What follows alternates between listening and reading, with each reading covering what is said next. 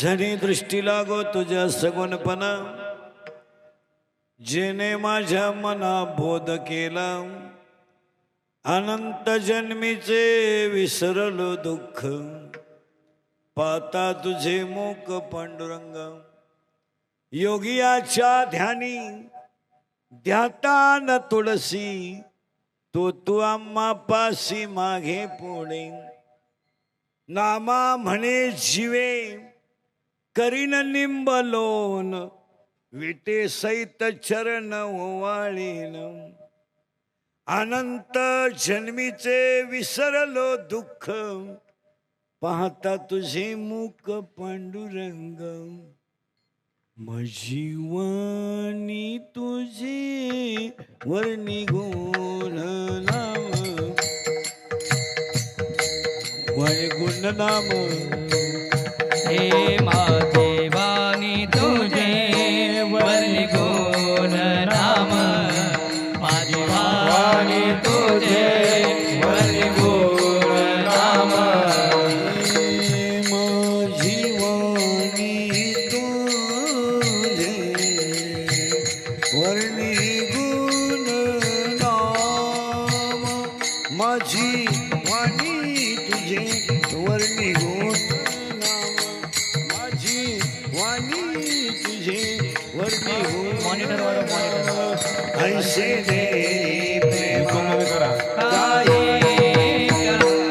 माझी वाणी तुझे वर्णी गुण नाम, माझी वाणी तुझे वर्णी गुण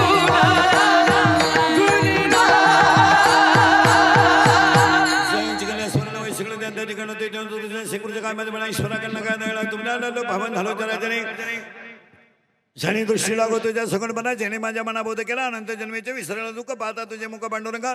योगियाच्या ध्यानी ध्यातान तुळशी, तो आम्हापाशी मागे पुढे. नामा म्हणे जीवे करीने निंबलोन, विटे सहित चरण ओवाळीन. अनंत जन्मीचे विसरलं दुःख, पाहता तुझे मुख पांडुरंगा. विठाला विठाला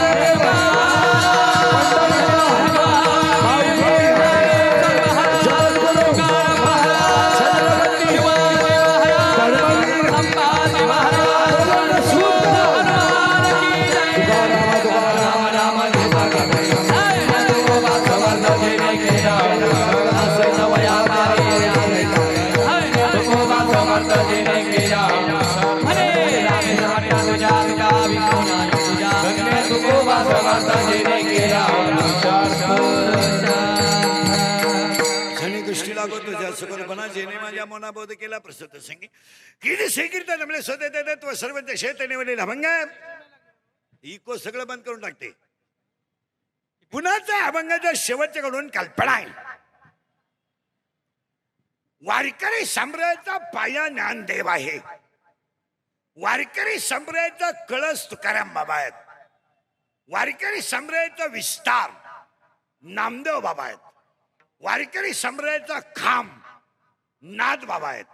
आणि वारकरी संप्रदायाची गुरुनिष्ठा निळोबर आहेत. शरीरात जसे पंच प्राण आहेत, पृथ्वीमध्ये जशी पंचमहाभूते आहेत, तसे हे 5 संत संप्रदायाचा प्राण आहे. शरीर जसं प्राणाशिवाय राहू शकत नाही, पृथ्वी जशी पंचमहाभूताशिवाय बनू शकत नाही, तसं कलियुगातला माणूस संतांच्या विचाराशिवाय सुखी होऊ शकत नाही. या जगाला जर सुखी करणारे कोण असतील तर एक आणि एकमेव संत आहेत. आणि आपल्या जगात जर कोणी असतील तर ते फक्त 3 जणांचे आहेत. एक आई वडील, 2 संत आणि 3 भगवंत. एक आई वडील, 2 संत आणि 3 भगवंत. माझ्या लेकराचं चांगलं व्हावं हे आईला वाटतं.